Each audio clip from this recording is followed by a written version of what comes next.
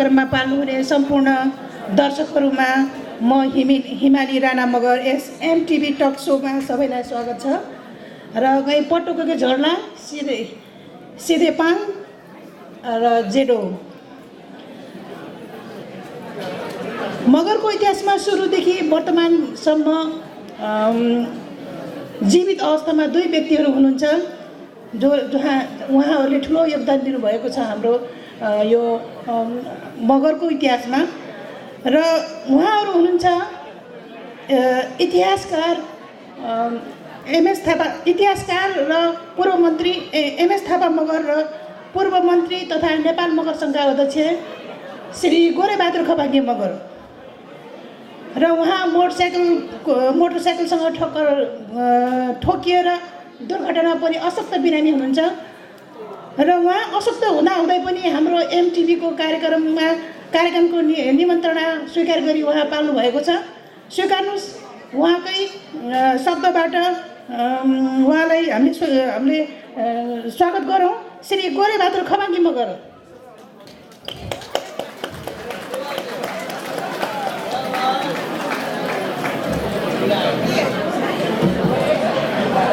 जनजातिका सर्वोच्च नेताज्यू नमस्कार। हिमालीजी झोडलाङ एमटिभीमा तपाईँलाई स्वागत छ। नाकुको एमटिभी स्वागतले इलाक मुनिस कृपया यहाँ बस्नुहोस्। धन्यवाद।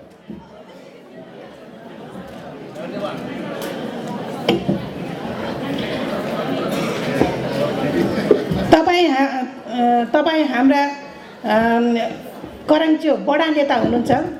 हामी यो 85 लाख जनजातिको नेता हुनुहुन्छ तपाईँ र त्यसै कारण हामीले तपाईँलाई चाहिँ नै सर्वमान्य नेता बडा भर्मी कराङच्यो भर्मी भनेर पनि हामीले तपाईँलाई सम्मान गर्दछौँ। धन्यवाद जी हिमालीजी, यो एमटिभीमा बोलाएर म जस्तो बुढो मान्छे गोरेबहादुर खपाङ्गेलाई मगर इतिहासको बारेमा एक दुई कुरा भन्न मलाई निम्ता गर्नुभयो, धन्यवाद। तर मलाई यो बडा सर्वोच्च नेता म जस्तो फुच्चे पाजी नेतालाई त भन्नुपर्ने आवश्यकता जस्तो म देख्दिनँ।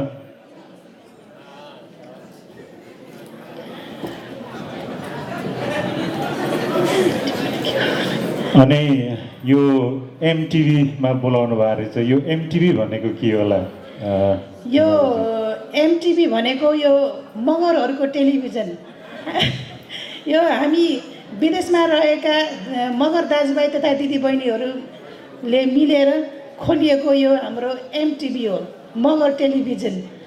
ल त्यसो भए सम्पूर्ण मगरहरूलाई बधाई छ। अब हाम्रो मगरको पनि टेलिभिजन आएछ। सायद मलाई लाग्छ तपाईँहरू विदेशमा बसेर तपाईँहरूले धेरै आर्जन गरेर त्यसैको लगानी लगाएर मगर टेलिभिजन तपाईँले खोल्नु भएको रहेछ, त्यसको लागि धन्यवाद। अनि आशा छ अब तपाईँ हामी जस्तो थेप्चे नाक अनि चिम्से आँखा भएका व्यक्तिहरूलाई पनि टेलिभिजनमा हेर्न पाइने भयो। अनि तपाईँको स्वास्थ्य कस्तो छ? धेरै बिसेक भएको छ कि? हिमालीजी भन्नुपर्दाखेरि म एकदमै असक्तै छु। अहिले भर्खरै के अरे हस्पिटलको बेडबाट आएको हो। तपाईँहरूको एउटा उसलाई इन्भाइटेसनलाई मैले स्वीकारेर यहाँ लौरो टेक्दै आइरहेको छु।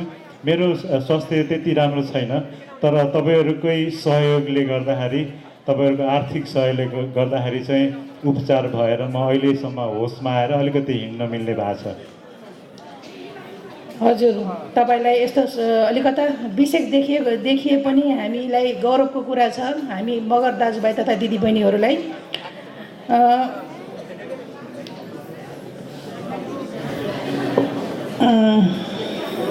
हामी संसारैभरिका मगरहरूले मगर दिवस मनाउँदै आएका छौँ र उनीहरूले बुझ्नुपर्ने हाम्रो इतिहास भनेर हामीलाई यहाँ दुःख के अरे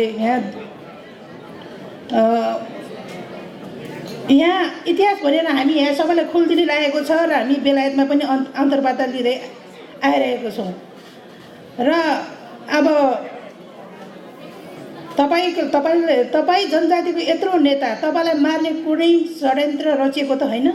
त्यो दुर्घटना कसरी भयो भनेर म तपाईँहरूलाई भन्न चाहन्छु। हाम्रो संजोग लाफा मगरजीले काठमाडौँमा विश्व आदिवासी फिल्म फेस्टिभल राख्नुभएको थियो अनि त्यसमा मलाई मुख्य अतिथि भएर बोलाउनु भएको थियो अनि म अलि ढिलो थिएँ अनि बाटोमा बसबाट झरेर क्रस गर्दाखेरि मोटरसाइकलले ड्याममै हानिदियो र म चाहिँ त्यहाँ भङ्ग लड्न पुगेँ र के भयो भने धेरैहरू तपाईँहरूको शङ्का हुनसक्छ म जनजातिको नेता मलाई कुनै मार्ने षड्यन्त्र पो गरिएको थियो कि भनेर तर त्यो मलाई लागेन पुलिसहरूले त्यो जो मोटरसाइकलमा आएको व्यक्ति हुनुहुन्थ्यो उहाँ चाहिँ मुस्लिम समुदायको हुनुहुन्थ्यो उनीहरूलाई समातेर जेल नेल सजाय चाहिँ दिनुभयो अनि हामीले पनि छुट्टै एउटा अनुसन्धान गऱ्यौँ इन्भेस्टिगेसन गऱ्यौँ तर हामीलाई चाहिँ त्यो दुर्घटना एउटा षड्यन्त्र जस्तो लागेन हिमालयजी हजुर अब हामी मुख्य विषयतिर लागौँ गोरेबहादुर खपाङ्गीज्यू यस 32औं मगर दिवसको सन्दर्भमा यहाँले कहिले र कहाँदेखि सुरु भयो र यसको महत्त्वबारे अलिकता प्रश्न पारिदिनुहुन्थ्यो कि धन्यवाद यो एकदमै महत्त्वपूर्ण एउटा प्रश्न सोधिदिनु भयो तपाईँ हामीलाई विदितै छ मगर दिवस फागुन 15लाई मनाइन्छ अनि 2039 सालमा तनहुँको दमौलीमा प्रथम राष्ट्रिय अधिवेशन हुन गयो त्यही दिनलाई नै हामीले सम्झेर मगर दिवस मनाउँदै आइरहेका छौँ अनि आज हामी 32औं वर्षमा प्रवेश गरिरहेछौँ हजुर हामी मगर जातिहरू नाचगान भनेपछि खुबै मन पराउँछन् यही नाचगान र रक्सी जाँड खाएर नै हामी मगरमा नेपालमा हामी शासन गर्ने जाति हौँ हामी राणा शासनभन्दा पहिला पनि हामी 2200-2300 जुन राज्यहरू थियो त्यतिखेर हामी नेपालमा राज्य गर्ने हामी मगर राजाहरू थियौँ यही नाचगान र रक्सी जाँडले गर्दाखेरि नै हाम्रो राज्य खोसियो र यसरी अझै पनि हामी मगरहरू यसरी नै हामी अहिले पनि नाचगानमा रमाउँछौँ ज्ञान गुणको कुरा भनेपछि पट्टै हामीले चाहिँ नै सुन्नै खोज्दैनौँ र यसरी नाचगान मात्रै सुनेर नाचगान मात्रै गरेर रक्सी झाड खाएर मात्रै हाम्रो पहिचान संरक्षण होला हाम्रो जातीय अधिकार प्राप्त होला त खपाङ्गीजी तपाईँले सही कुरा गर्नुभयो यो नाचगान भन्ने कुरा चाहिँ हाम्रो रगतमै छ होला सायद तर हामी जस्तो जो एउटा समितिमा बसेर काम गर्ने व्यक्तिहरू हुनुहुन्छ नि उहाँले पनि यस्तो शिक्षामूलक क्रियाकलापहरू गर्नु पर्यो विचार गोष्ठीहरू गर्नु पर्यो यस्तै साहित्यिक प्रोग्राम गर्नु पर्यो जसरी आज मलाई तपाईँहरूको मगर दिवसमा आएर इतिहासको बारेमा मलाई एउटा भन्नको लागि एउटा मौका दिनुभएको छ त्यस्तो खालको कार्यक्रम गरेर तपाईँ हामीले नै अब आउने जेनेरेसनलाई हामीलाई सिकायौँ भने सायद हामी अलिकति परिवर्तन हुन सक्थ्यौँ कि त्यो हाम्रो ट्र्याकमा भन्ने मेरो विचार छ तपाईँको मतलब यो सांस्कृतिक कार्यक्रमको माध्यमद्वारा नै हामीले हाम्रो चाहिने पहिचानको कुराहरू हाम्रो भाषा संस्कृतिको कुराहरू हामीले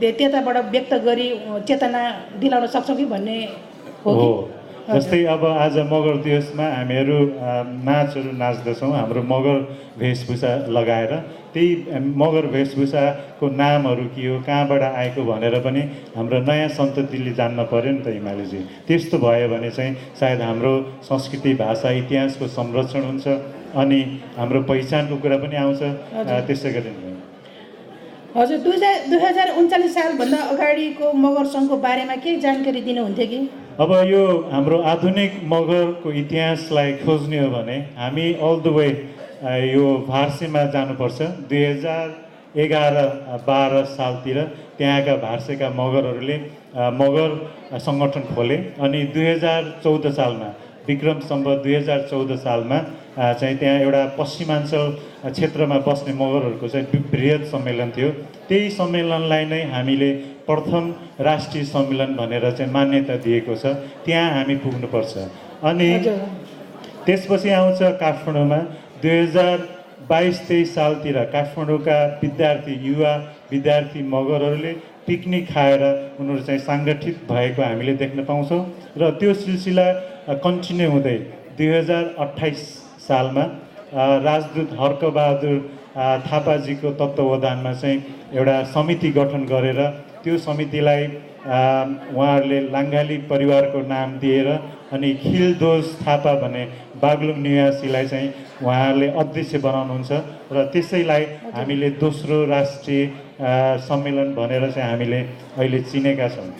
अब हामी उता काठमाडौँबाट फेरि मधेसतिर झऱ्यौँ भने बुटोलमा रूपन्देहीमा 2032 सालतिर अमरबहादुर थापाको अध्यक्षतामा चाहिँ कानुङ लाङ्गाली परिवार भनेर एउटा सानो समिति खडा गरिन्छ अनि त्यही समिति कन्टिन्यू हुँदै हुँदै 2038 सालमा बाबुराम राणा मगरको अध्यक्षतामा कानुङ लाङ्गाली परिवार भनेर गठन हुन्छ अनि त्यही कानुङ लाङ्गा परिवारले नै तेस्रो राष्ट्रिय सम्मेलन बोलाउँछ 2038 सालमा। हजुर हजुर। अनि त्यही समितिले 38 सालमा राष्ट्रिय सम्मेलन बोलाइसकेपछि उनीहरूले एउटा तदर्थ समिति खडा गर्छ। त्यो तदर्थ समितिको अध्यक्ष चाहिँ हाम्रो हेमबहादुर पुन मगरजी हुनुहुन्छ। त्यसपछि सुरेश आलेजी त्यसको सचिव हुनुहुन्छ अनि जयबहादुर हितान त्यसको सहसचिव हुनुहुन्छ अनि कोषाध्यक्षमा हाम्रो मनवीर गडबुजाजी बस्नुहुन्छ। त्यसपछि एमएस थापा लगायत 9 जनाको सदस्यहरूको चाहिँ एउटा तदर्थ समिति चाहिँ त्यो 2038 सालमा भएको प्रथम राष्ट्रिय सम्मेलनले चाहिँ तदर्थ समिति बनाउँछ। हजुर। अब त्यसको 1 वर्षपछि तपाईँ हामीलाई सबैलाई थाहा छ दमौलीमा 2039 सालमा प्रथम राष्ट्रिय महाधिवेशन चाहिँ त्यो तदर्थ समितिले बनाउँछ र त्यसमा त्यही पहिल्यै तदर्थ समितिकै प्रायः साथीहरू नै फेरि कार्यकारिणी समितिमा बसेर 15 जनाको एउटा टिम बन्छ र उहाँहरूले चाहिँ मगर नेपाल लाङ्गाली परिवार सङ्घ भनेर चाहिँ एउटा राष्ट्रिय स्तरको नामकरण चाहिँ दिएर चाहिँ मगरहरूलाई चाहिँ अगाडि बढाउनुहुन्छ। हजुर। र 2039 साल जुन दमौलीमा राष्ट्रिय महाधिवेशन भएको थियो हजुर त्यतिखेर म पनि त्यहाँ सहभागी भएकी थिएँ। तपाईँ पनि सहभागी हुनुभएको थियो? हजुर। भनेपछि त्यति बेला तपाईँ सानी हुनुपर्ने? सानी अलि टिनेजर नै थिएँ। ल अनि के अनुभव छ तपाईँको पनि के अनुभव थियो होला? हजुर त्यतिखेर मेरो के अनुभव थियो भने धेरै त्यहाँ तनहुका मगरहरू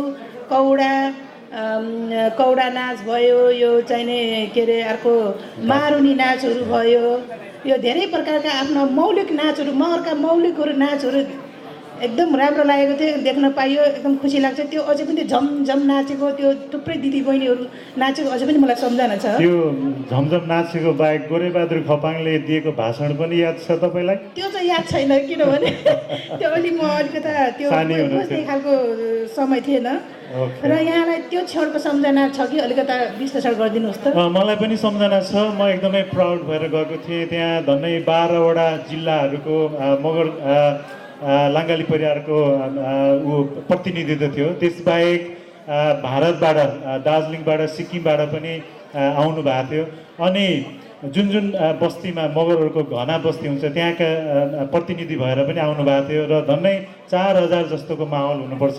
अनि पुष माघको जाडो हो, म बुढो मान्छे, मलाई एकदमै जाडो लागिरहेको थियो। तपाईँ त तरुणी हुनुहुँदैछ, तपाईँलाई जाडो चाहिँ लागेको थिएन होला। अनि त्यति बेला हाम्रो सङ्गठनलाई एउटा के भन्छ यो चाहिँ यो जातीय सङ्गठन हो भनेर चाहिँ सरकारले हेर्ने गर्थ्यो र पुलिसहरू सिआइडीहरू पनि टम्मै थिए जस्तो मलाई लाग्छ। हजुर त्यतिखेरको त्यो माहौल हेर्दाखेरि चारैतर्फबाट पुलिसले घेरेको छ मलाई त्यो पनि याद छ अनि सिआइडीहरू निकै नै भएको भन्ने कुरा त्यतिखेर मलाई अलिअलि सम्झना छ। अब त्यो सम्मेलनपछि अब हाम्रो मगर सङ्गठनको इतिहासलाई खोज्दै जाने भने अब 2042 सालमा हेटौँडामा दोस्रो राष्ट्रिय महाधिवेशन हुन्छ अनि त्यसमा चाहिँ हाम्रो कविराज पुन मगरजीलाई चाहिँ अध्यक्ष बनाइन्छ अनि उहाँको कार्यकालमा झन्डै 36वटा जिल्लाहरूमा चाहिँ हाम्रो मगर सङ्गठन चाहिँ विस्तार हुन्छ र उहाँकै पालामा मगर इतिहास तथा संस्कृति परिषद र मगर वेशभूषा परिषद भनेर पनि एउटा नयाँ घोषणा गरिन्छ। हजुर तपाईँ 2048 सालको चौथो महाधिवेशनपछि तपाईँ 4 कार्यकालको अध्यक्ष हुनुभयो। हजुर भन्नु पर्यो। हजुर 2048 सालको चौथो महाधिवेशनको अलिकता त्यहाँको भूमिका तपाईँको भूमिका के रहेको छ त्यो अलिकति प्रश्न पारिदिनुहोस् न। अब 2039 सालसम्म आउँदाखेरि 3वटा कार्य समितिमा म सदस्य मात्रै भएर बसेँ। अब 2042 पछि 45मा नेपालगञ्जमा अर्को अधिवेशन भयो, महाधिवेशन। त्यसमा चाहिँ मानदोज थापाजीलाई अध्यक्ष बनाइयो र 2049 सालमा चाहिँ त्यो महाधिवेशनमा चाहिँ मलाई अध्यक्ष बनाइयो। अब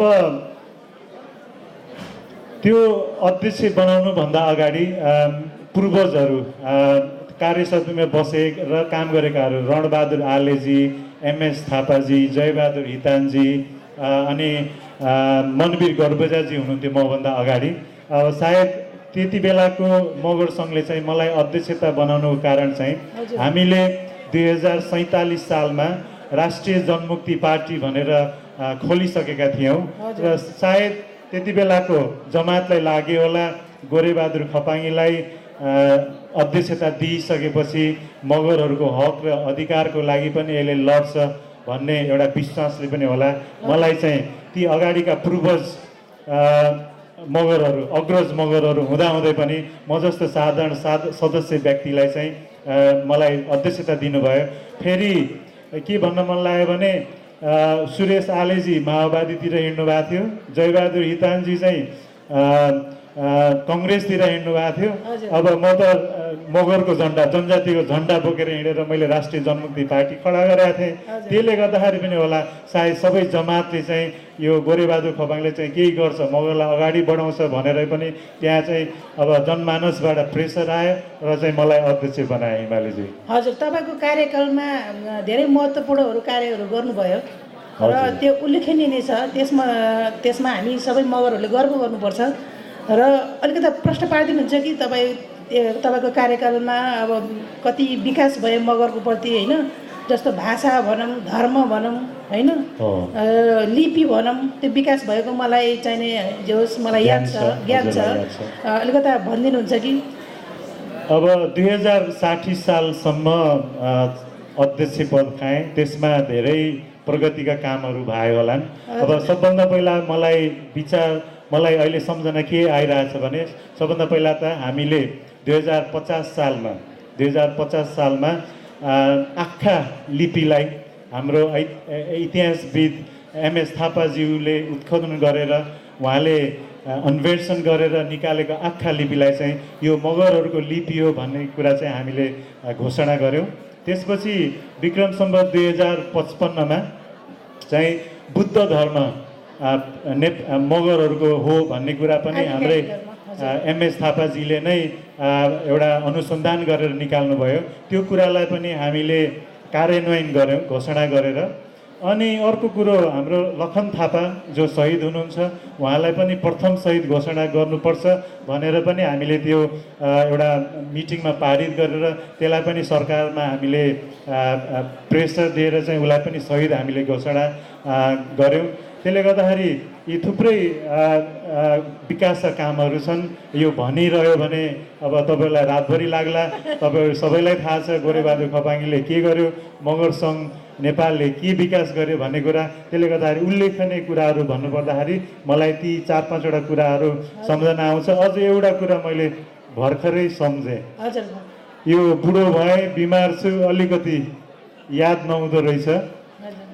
गौबहादुर आलेज्यूको तत्त्वावधानमा उहाँ चाहिँ कानुनविद हुनुहुन्छ। हामीले मगर सङ्घलाई चाहिँ काठमाडौँमा नेपाल सरकारमा 2049 सालमा हो क्यारे हामीले नेपाल सरकारसँग रजिस्टर गऱ्यौँ। त्योभन्दा अगाडि हामीले क्रियाकलाप गर्दाखेरि नेपाल सरकारले हाम्रो एडभर्टाइज पनि नेपाल टिभीमा, नेपाल रेडियोमा भन्न मान्ने थिएन, किनभने तिमीहरू चाहिँ साम्प्रदायिक संस्था हो, तिमी रजिस्टर भएको छैनौ, के अरे गैर कानुनी संस्था हो भन्थ्यो। त्यसले गर्दाखेरि हामीले त्यो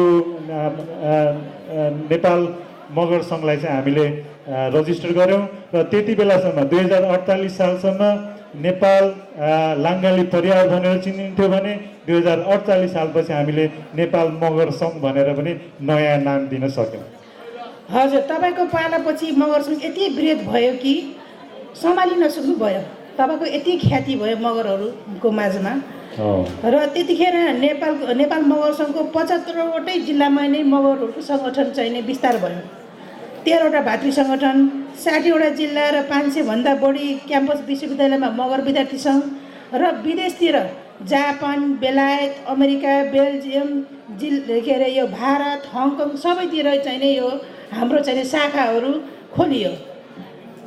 र अन्त्यमा तपाईँको विचारमा समग्रमा नेपाल मगर सङ्घ गठन भएदेखि मगरले उन्नति गरेर अब के गर्नु पर्छ जस्तो लाग्छ तपाईँलाई? हिमालीजी, यो उन्नति हामीले गऱ्यौँ, अझै उन्नति गर्न बाँकी छ। त्यसमा हामीले के गर्नुपर्छ भन्नुभन्दा पनि म अगाडिको फेरि 1-2वटा मेरो दिमागमा आयो, यो बुढो दिमागमा। 2060मा